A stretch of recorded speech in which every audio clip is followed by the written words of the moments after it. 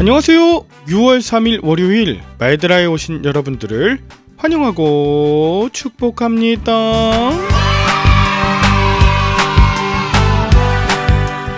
자, 6월의 첫 월요일인데요. 지난주에 사택 수리에 대한 계약을 했고요. 그리고 목요일부터 철거 작업이 시작되었었습니다. 그리고 오늘부터 본격적인 인테리어 공사가 시작되는데요.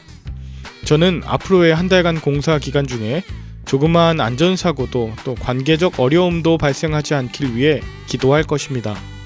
또한 아침 저녁으로 틈나는 대로 찾아가 눈으로 살피고 또 그곳에서 주시는 하나님의 마음을 느낄 것입니다. 단순한 사택 수리가 아니라 그곳에 하나님의 사랑과 은혜가 넘쳐야 하기 때문이죠.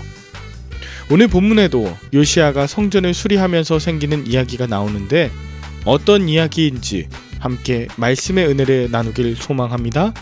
그러면 오늘의 말드라를 힘차게 시작해 보도록 할까요? 자, 출발!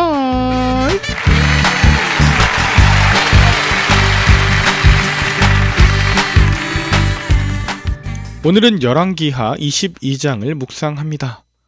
오늘 본문은 아몬에 이어 남유다의 왕이 된 요시야의 이야기입니다.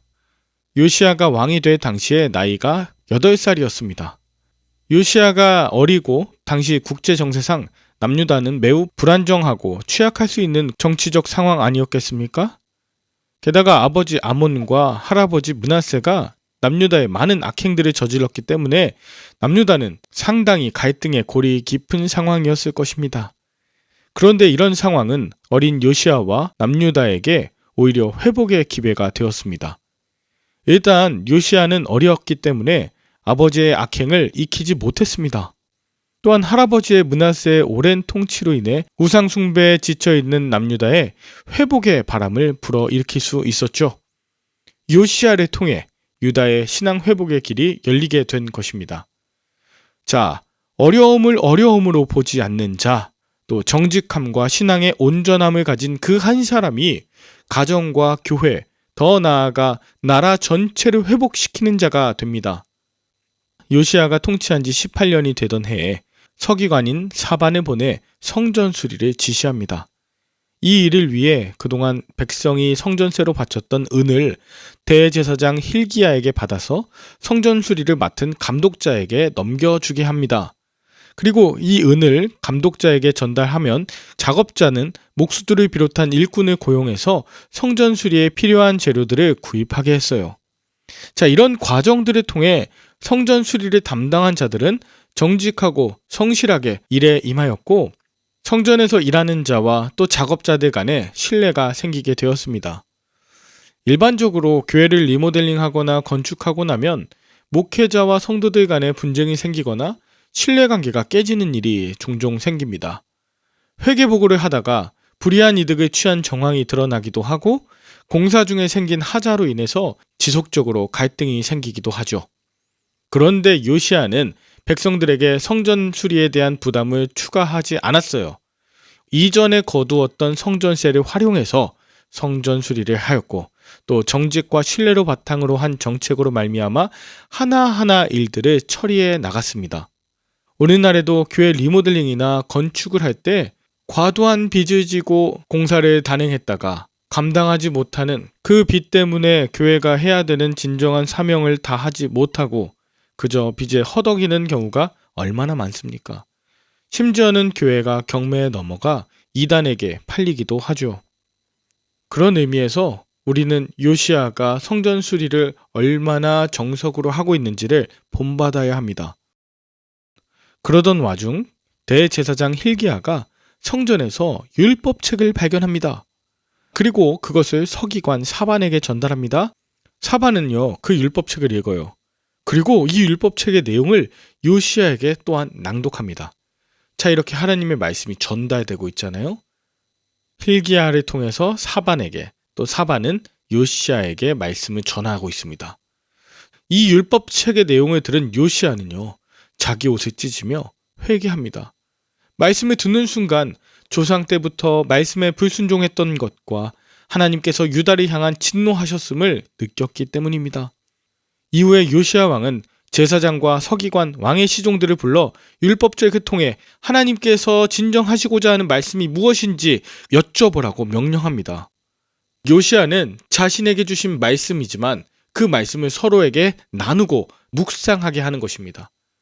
이렇게 말씀에 대해 관심하고 배우며 하나님의 뜻을 적극적으로 구하는 요시야의 태도는 본인뿐 아니라 함께 있던 제사장들과 서기관들, 왕의 시종들 모두를 말씀으로 개혁을 이루게 하는 원동력이 되었습니다. 사실 요시야는 이미 하나님의 말씀을 듣고 회개하며 옷을 찢었잖아요. 그리고 남유다에 임할 여호와의 진노가 크다는 걸 알았잖아요. 그리하여 14절 제사장 hil기야와 또 아히감과 악볼과 사반과 아사야를 여선지자 훌다에게로 보내서 율법에 담긴 하나님의 뜻에 대해 묻고 재차 확인시킵니다. 이에 훌다는 율법책에 기록된 내용대로 내가 유다에 재앙을 내릴 것이다 라는 하나님의 말씀을 전합니다. 이것은 이미 13절에 히스기야가 우리 조상들이 기록된 모든 것을 행하지 않아 하나님이 우리에게 내리신 진노가 크다고 고백했던 것과 같은 내용이에요. 그런데 이것을 여선지자 훌다에게로 보내어서 제사장 hil기야와 아히감과 악볼과 사반과 같은 자들로 하여금 다시금 확신하게 하는 것이었습니다. 또한 유다 백성이 조상 때부터 다른 신을 섬겼기 때문에 여호와의 진노가 그치지 않을 것이라고 전하자, 그러나 18절 너희를 나에게 보낸 요시야가 이 말씀을 듣고 마음이 부드러워져서 여호와 앞 곧 내 앞에서 겸비하여 옷을 찢고 통곡하였으므로 나도 네 말을 들었노라 라고 하십니다. 그래서 요시야가 유다의 재앙을 보지 않고 죽을 것이라는 말씀을 전하죠. 여러분, 회개하는 지도자의 삶과 죽음에는 평안이 뒤따릅니다. 지도자의 회개를 통해서 국가적인 재앙도 미뤄집니다. 말씀 앞에 겸손하게 나아가 나의 죄를 인정하고 회개할 때 또한 그 받은 말씀을 서로에게 나누고 확인시켜주고 확증하는 삶을 살 때에 하나님의 인도하심과 평안함이 여러분을 따르게 될 것입니다. 여러분은 오늘 본문을 통해 무엇을 느끼셨나요? 여러분은 요시야처럼 부모님이 일찍 돌아가시거나 또한 부모님으로부터 별로 물려받은 것이 없어서 힘들었던 경험은 없으신가요? 그런데 그 고난의 사건이 지금 여러분의 신앙의 밑거름이 되었다는 것을 인정하십니까? 최근에 들었던 말씀 중에 내 마음을 찢고 회개하게 만든 말씀이 있다면 무엇이고 또 그 말씀의 뜻을 온전히 곱씹고 알아보고자 했던 노력이 있었나요? 요시야가 어린 나이에 왕이 되었기 때문에 그의 인생은 자칫 상처와 결핍으로 가득할 수 있었습니다. 그러나 그런 그의 인생이 오히려 하나님을 찾는 기회가 되었습니다. 하나님만이 나의 아버지가 되어달라고 늘 간구할 수 있었던 것이죠. 그래서 어려서 생긴 상처와 아픔의 그림자 뒤에 숨기보다 그것을 사명으로 여겨서 하나님의 역사에 동참시키시는 것을 우리가 확인하였습니다. 여러분들도 말씀을 듣고 확인하고 가슴을 치며 통회하는 심정이 있을 때에 가정과 교회와 나라와 민족을 살리는 왕같은 지도자가 될 줄 믿습니다. 말씀으로 죽고 사는 것은 다른 이가 아니에요. 바로 나로부터 시작되어야 해요. 내 옷을 찢어야 돼요. 그럴 때 가정과 교회가 살고 지도자 한 사람이 말씀으로 철저하게 회개할 때 자신의 인생 말로에도 평안함이 있을 줄로 믿습니다. 여러분의 지난날의 아픔과 연약함들 모두 다 하나님이 놀라운 간증으로 변화시키실 것을 간절히 축복합니다. 함께 기도할까요?